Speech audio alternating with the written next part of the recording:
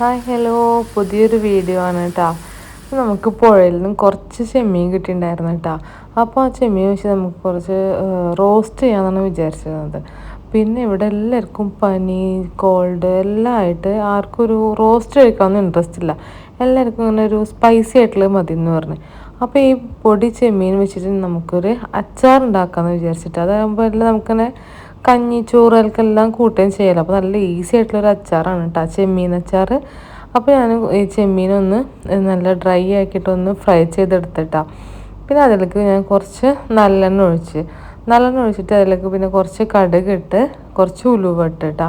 രണ്ടും പൊട്ടി വരുമ്പോൾ പിന്നെ നിങ്ങൾ അതിലേക്ക് വെളുത്തുള്ളി, ഇഞ്ചി, പച്ചമുളക് ഇട്ടാ ഈ കുഞ്ഞതാക്കി അരിഞ്ഞിട്ട് ഇട്ടാൽ മതി. ഇപ്പം തന്നെ നല്ല സ്മെല്ല് വരുന്നുണ്ട് കേട്ടോ. ഞാനത് ഉണ്ടാക്കുന്നത് ചെമ്മീൻ ഫ്രൈ ചെയ്തിട്ടുള്ള സെയിം പാനിൽ തന്നെയാണ് കേട്ടോ.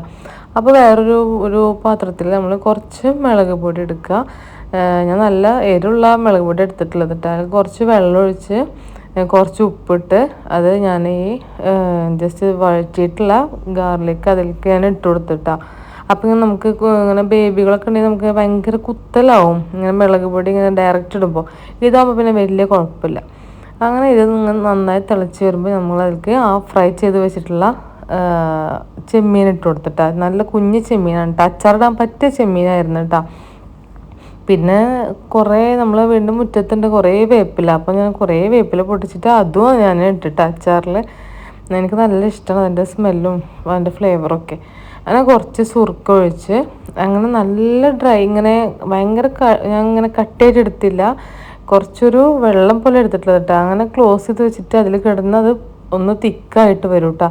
നല്ല പാകത്തിലുള്ള അച്ചാറായിട്ട് നമുക്ക് കിട്ടൂട്ടോ. നല്ല ടേസ്റ്റാണ്. കഞ്ഞി ചോറ് എല്ലാത്തിനും നല്ല ടേസ്റ്റാണ്. ഈ ഹോസ്റ്റലിൽ പഠിക്കുന്ന പിള്ളേരൊക്കെ ഉണ്ടെങ്കിൽ അവർക്ക് കൊടുത്തിടാൻ നല്ലൊരു ഐഡിയ ആണ് കേട്ടോ.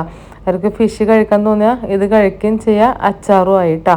അപ്പോൾ എല്ലാവരും നല്ല ഈസി ആയിട്ട് ഇത് ഒന്ന് ട്രൈ ചെയ്ത് നോക്കണം കേട്ടോ. നല്ല ടേസ്റ്റാണ്. കുറേ കാലം കൂടാതെ ഇരിക്കുകയോ ചെയ്യും കേട്ടോ. അത്രക്കൊന്നും കാലം ഇരിക്കൂല, കാരണം അത്ര ടേസ്റ്റാണിത്. അപ്പോൾ ഇത്രയൊക്കെ ഉള്ളൂ കേട്ടോ. അപ്പോൾ എല്ലാവരും ഒന്ന് പറ്റിയ ട്രൈ ചെയ്ത് നോക്കുക. അപ്പോൾ നെക്സ്റ്റ് വീഡിയോ ആയിട്ട് വരാം കേട്ടോ. അതുവരേക്കും ബായ്.